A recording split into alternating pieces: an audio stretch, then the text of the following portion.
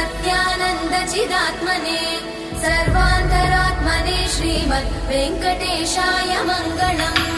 स्वतः सर्वविदे सर्वशक्तये सर्वशेषिणे सुलभाय सुशीलाय वेङ्कटेशाय मङ्गलम्।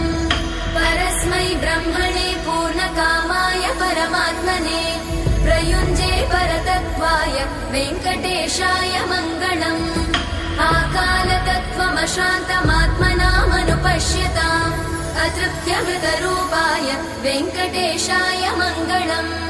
प्रायस्वचरणौ पुंसां शरण्यत्वेन पाणिना कृपया दिशते श्रीमद् वेङ्कटेशाय मङ्गलम्। दयामृततरङ्गिण्यास्तरङ्गैरिव शीतलै अपाङ्गैः सिञ्चते विश्वं वेङ्कटेशाय मङ्गलम्। स्रग्भूषां